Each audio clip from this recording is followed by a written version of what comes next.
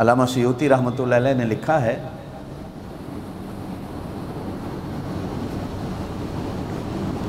کہ حج کے سفر کو موت کا سفر سمجھو۔ جس طرح مردے کی مرضی نہیں ہوتی،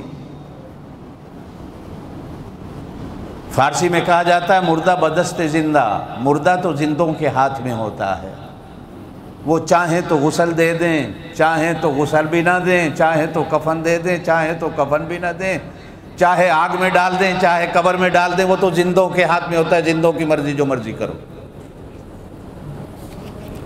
اور کبھی کبھی فارسی کے اندر یہ بھی کہا جاتا ہے کہ مہمان بدست میزبان، کہ مہمان تو میزبان کے ہاتھ میں ہوتا ہے، وہ چاہے تو دال کھلا دے، چاہے تو مرغی کھلا دے، چاہے تو بریانی کھلا دے، چاہے تو چائے پہ ٹرخا دے، چاہے تو کچھ بھی نہ دے، زمین پہ سلا دے، بیڈ پہ سلا دے، صوفے پہ سلا دے، ایئر کنڈیشن میں سلا دے، گرمی میں سلا دے، دھوپ میں سلا دے۔ مہمان ہوتا ہی وہی ہے جو میزبان کی مرضی پہ چلتا ہے۔ اگر مہمان اپنی مرضی پہ آ جائے، صاحب میں دال نہیں کھاتا میرے لیے بٹیرے بناؤ، صاحب میں سادے چاول نہیں کھاتا میرے لیے بریانی بناؤ، تو ایک وقت کی تو وہ کھلا دے گا، شام کو کہے گا بابا جوتا پہنو نکل جا، میرے گھر آئے ہو تو میری مرضی سے کھاؤ پیو گے، جو میں کھلاؤں گا پلاؤں گا۔ اس لیے ایک حدیث کے اندر فرمایا گیا مہمان 3 دن تک ہوتا ہے، مہمان کی 3 دن کے بعد مہمانی نہیں ہوتی۔ 3 دن اپنی مرضی سے چلاؤ کیا کھلانا ہے۔ حج پہ جانے والا اللہ کا مہمان بھی ہوتا ہے، اور حج پہ جانے والا مردہ بھی ہے جو اللہ زندہ کے ہاتھ میں ہوتا ہے۔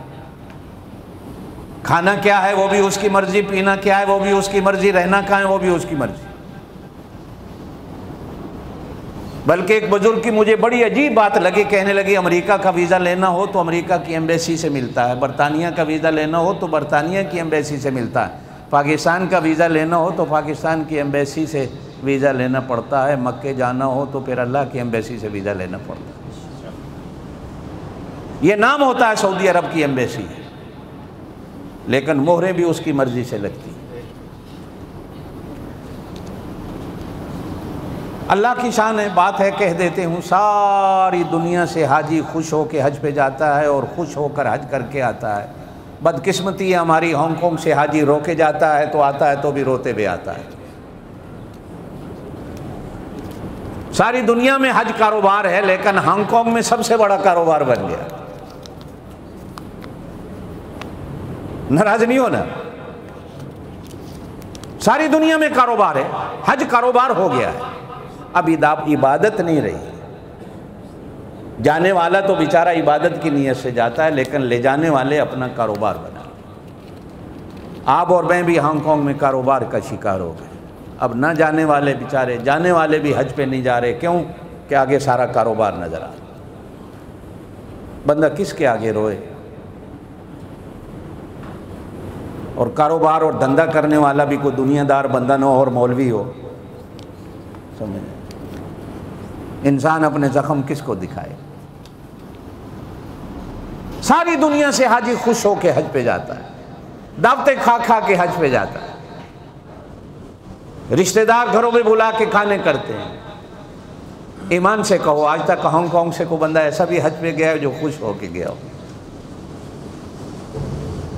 آخر تک تو اسے یقین ہی نہیں ہوتا مجھے ویزا بھی ملے گا کہ نہیں ملے گا،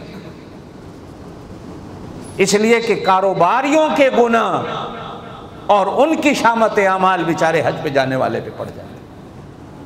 حج کاروبار، عبادت ہوتی ہے، وہ کاروبار نہیں۔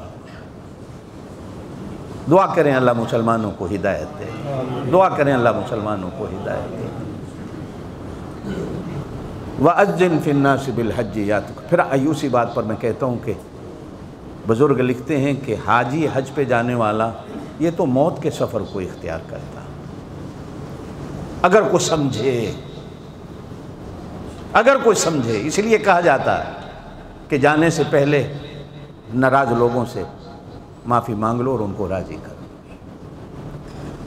اس لیے کہ جس کے در پہ جا رہے ہو اس کو بھی تو راضی کرنا ہے۔ مخلوق خدا راضی ہوگی تو خالق مخلوق بھی راضی ہو جائے۔ اللہ کی مخلوق کو راضی کرو۔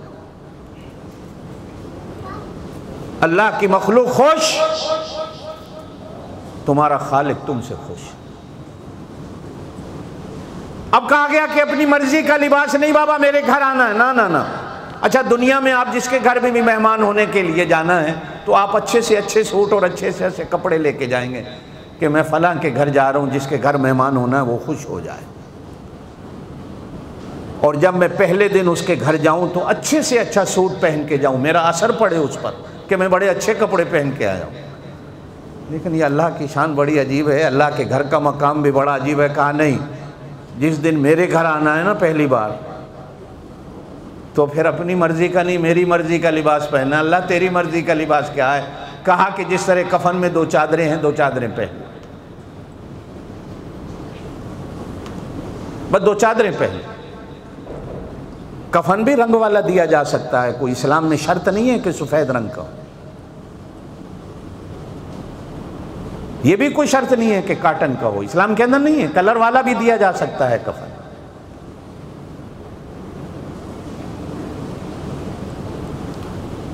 حج میں بھی کوئی ضروری نہیں کہ سفید کلر کی چادریں ہوں،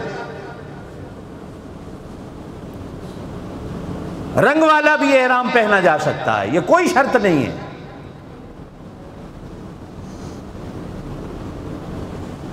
ہاں اتنا ضرور کہا گیا کہ لباس وہ ہو جو مجھے پسند ہو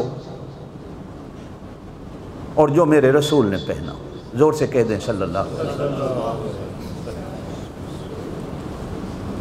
اور حضور صلی اللہ علیہ وسلم نے ارشاد فرمایا مجھے سب سے زیادہ سفید رنگ پسند ہے، یہ آپ صلی اللہ علیہ وسلم کی پسندیدہ چیز۔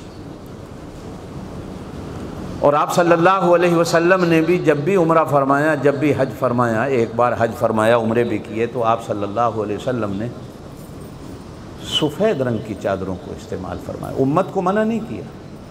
لیکن اب امت نے حضور کی سنت کو دیکھا،